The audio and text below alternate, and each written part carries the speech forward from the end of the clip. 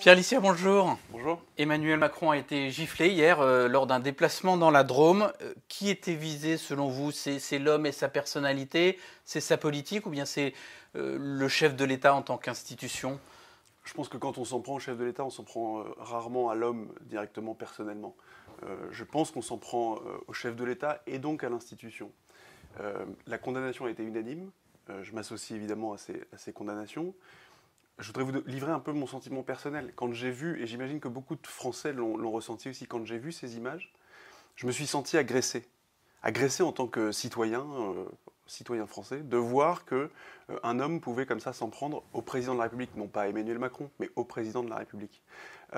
Agressé, et puis aussi j'ai ressenti une certaine honte à me dire que dans notre pays aujourd'hui, dans notre démocratie, on pouvait être témoin de tels comportements avec un individu qui s'en prend comme ça au chef de l'État. Dans aucun pays du monde, on a des chefs d'État, en tout cas dans aucun pays civilisé et d'un point de vue démocratique aussi avancé que le nôtre, on s'en prend comme ça au chef de l'État. D'ailleurs, les images ont fait le tour du monde. Ça dit quoi de notre époque? C'est le signe qu'en France, aujourd'hui, on sait plus se parler. Quand on est en désaccord, on se laisse aller à de la violence physique?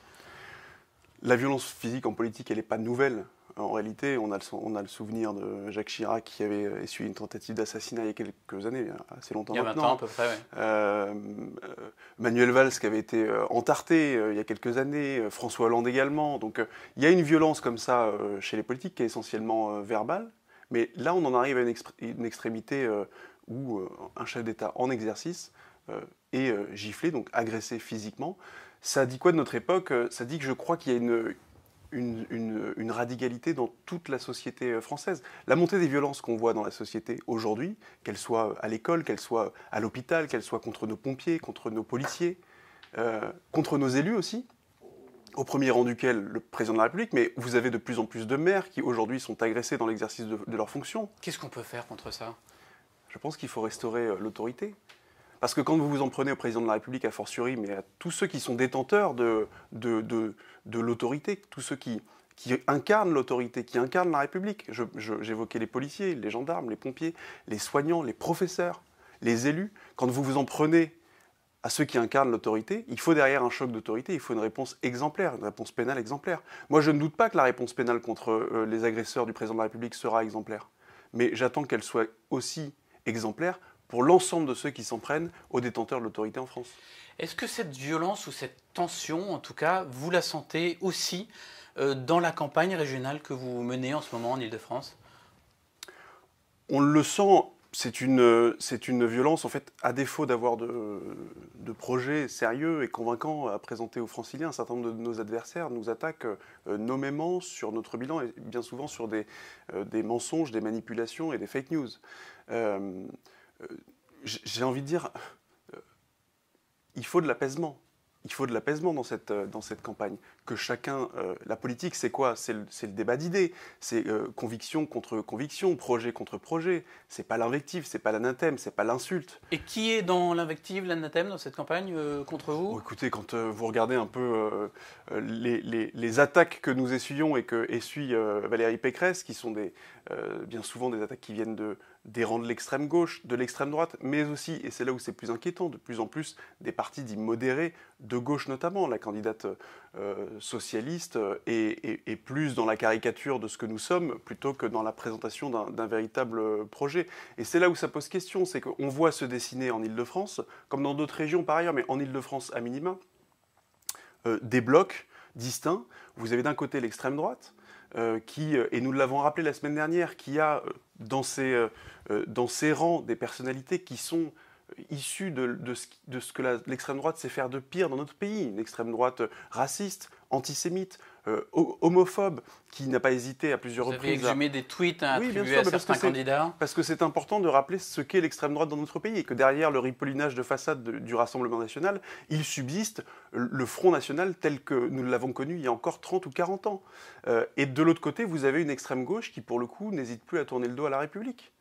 quand vous avez Madame Autain et Monsieur Mélenchon, son président de parti, qui tient les propos qu'il a tenus il y a quelques jours, ou qui n'hésite pas à défiler avec notamment les élus écologistes aux côtés de représentants du CCIF, aux côtés d'associations racialistes, indigénistes, je crois qu'il tourne le dos à la République. Et je vais vous dire une chose, très simplement, quand je vois aujourd'hui le Parti socialiste, et quand je vois la gauche régionale, qui n'a plus rien à voir avec la gauche de M. Jean-Paul Huchon, qui n'a plus rien à voir avec cette gauche social-démocrate qu'on a toujours connue dans notre pays, et qui de plus en plus se tourne, qui de plus en plus est attirée, est aspirée vers cette extrême gauche, et qui d'ailleurs est prête aujourd'hui. En quoi, dans cette campagne, Audrey Pulvar, qui mène cette liste de gauche socialiste, a été incorrecte dans sa façon de mener la campagne ?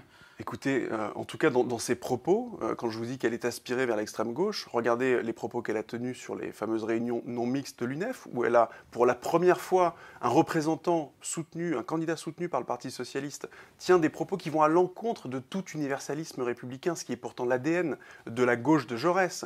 Quand vous avez Madame Pulvar, cette même candidate, qui tient des propos ignobles contre les policiers, je ne parle pas de la manif des policiers d'il y a quelques semaines, je parle de ses propos d'il y a un an, où elle expliquait que la police était responsable de l'assassinat de Malik Oussekine et que derrière il y avait eu d'autres assassinats. Je crois que vous avez une rupture très franche avec ce qu'a été la gauche républicaine et vous avez une partie de la gauche qui aujourd'hui se tourne vers l'extrême gauche. Et moi j'en appelle une chose très simple. Nous connaissons le front républicain qui consiste à faire barrage à l'extrême droite. Moi je dis oui au front républicain, oui au Front républicain contre l'extrême droite, mais oui au Front républicain contre l'extrême gauche. Et donc je demande simplement, et nous demandons à Madame Pulvar, si aujourd'hui elle est prête à s'allier au deuxième tour, comme elle le laisse à penser, à s'allier au deuxième tour avec des gens avec des gens de la France insoumise qui ont franchi tous les Rubicons de la République et des entraves à ce qui est pour nous les valeurs de la République. Alors l'autre actualité du jour, ce sont les salles de restaurant qui rouvrent, le couvre-feu repoussé à 23h, l'épidémie de Covid recule, on revient lentement à la normale, mais de nombreux secteurs restent fragiles, notamment le tourisme en Ile-de-France. En quoi est-ce que le programme de votre candidate, qui est aussi la présidente sortante de la région, Valérie Pécresse, en quoi est-ce que ce programme tient compte des bouleversements économiques de ces derniers mois ? D'abord, c'est un programme qui est basé sur la relance. Qui est basé essentiellement sur la relance. La région Île-de-France, c'est la première région économique de France, même première région économique d'Europe. C'est celle qui est moteur de l'économie française. Donc comment vous pouvez la soutenir à l'échelle du Conseil régional? Tout simplement, nous n'avons pas attendu d'ailleurs ni les élections, ni la fin de la crise, ni la sortie de crise pour mettre sur la table un plan de relance. Le plan de relance de la région Île-de-France aujourd'hui, c'est le premier plan de France après celui de l'État. C'est 14 milliards d'euros. Et déjà, dès 2020, nous avons dépensé, c'est pas mis sur la table, budgété, c'est dépensé 1,3 milliard d'euros. Au total, d'ici 2022, c'est 14 milliards d'euros. 14 milliards d'euros de relance, c'est colossal. C'est le quoi qu'il en coûte à l'échelle régionale, il n'y a pas de limite? Pas du tout, c'est pas le quoi qu'il en coûte. Parce Valérie Pécresse est ancienne ministre du budget. Mais bien sûr, et vous avez raison de le rappeler. D'ailleurs, quand elle était ministre du budget, c'est la première fois que les budgets de l'État étaient à l'équilibre. Mais pas quoi qu'il en coûte, puisque les régions ne peuvent pas s'endetter comme l'État. Donc qu'est-ce que nous avons fait et qu'est-ce que Valérie Pécresse a fait avant même la crise, dès 2015? C'est un plan d'économie.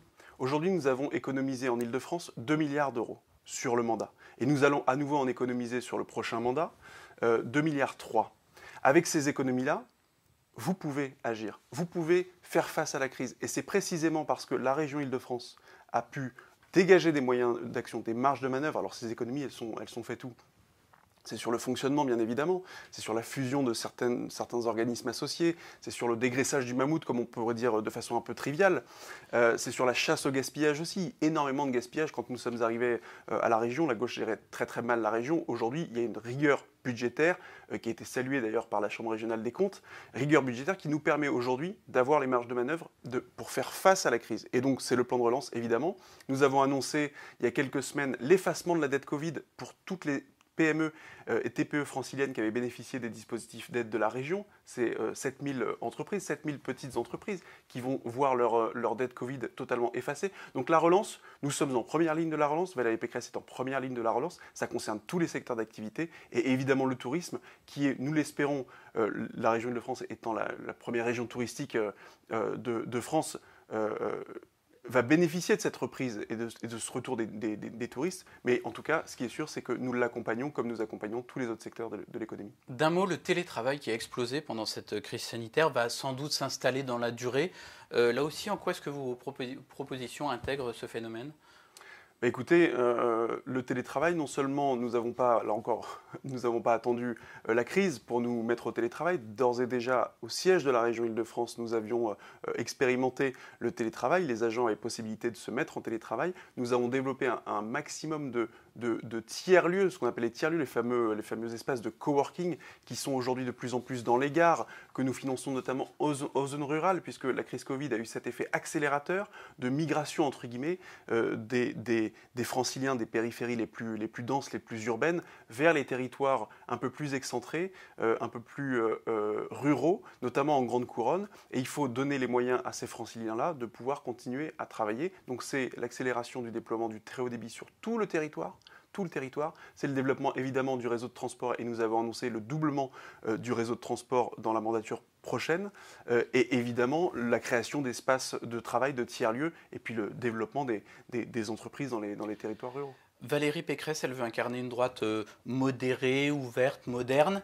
Est-ce que c'est pas un peu la droite qui, au niveau national, a rejoint Emmanuel Macron et celle avec laquelle vous excluez tout rapprochement entre les deux tours ? Je crois que la droite est ce qu'elle est en France. Je ne sais pas si elle a rejoint Emmanuel Macron. D'aucuns diraient qu'elle a rejoint au contraire plutôt les idées de Marine Le Pen. Donc j'ai envie de dire aux observateurs, mettez-vous d'accord sur ce qu'est devenu la droite. Je crois qu'aujourd'hui, et c'est notre constat avec Valérie Pécresse, c'est que les idées de la droite, les solutions que propose la droite sont les solutions qui sont bonnes pour le pays.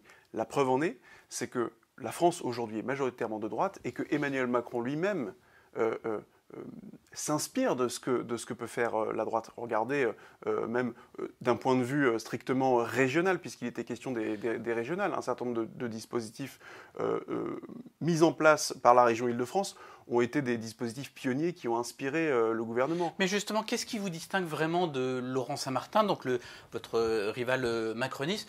Je vous pose la question parce que visiblement certains de vos amis Modem se la posent aussi, certains sont avec vous, d'autres avec lui. Et puis les sondages indiquent qu'il y a pas mal d'électeurs de Macron en 2017 qui s'apprêtent à voter Valérie Pécresse pour ces régionales. Mais parce que les électeurs de Macron en 2017 ont bien compris que la région, elle était tenue aujourd'hui, elle était bien gérée, elle était gérée efficacement dans la proximité, et que ceux qui, pendant 5 ans, vous parliez des élus Modem, ceux qui, pendant 5 ans, ont travaillé, ont construit le projet, ont travaillé, ont mis en application le projet avec Valérie Pécresse, et qui sont satisfaits de cette action, de ce bilan, et qui le revendiquent pour eux-mêmes, ce bilan.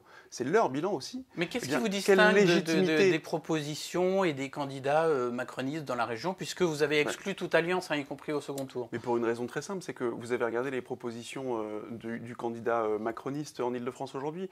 Elles sont pas très novatrices, assez inexistantes. La réalité, c'est que M. Saint-Martin se trompe d'élection. Il est candidat pour défendre le président de la République et non, il n'est pas candidat pour défendre les franciliens. C'est ça la réalité. Aujourd'hui, le projet de M. Saint-Martin, c'est le bilan de Mme Pécresse. C'est ce que nous avons déjà mis en place. Et d'ailleurs, nous sommes allés au-delà de ce que propose M. Saint-Martin. S'il connaissait vraiment la région, il ne ferait pas ces erreurs-là. Je vous prends quelques exemples très rapides. Très rapides. Sur les lycées. Sur les lycées, il propose de doubler le budget d'investissement pour les lycées, de le porter à 4 milliards d'euros et de construire 15 000 nouvelles places. Nous avons d'ores et déjà lancé un plan d'investissement, non pas de 4 milliards d'euros, mais de 6 milliards d'euros pour créer 30 000 nouvelles places. Autre exemple, les distributeurs de protection hygiénique dans les lycées et dans les établissements d'enseignement supérieur.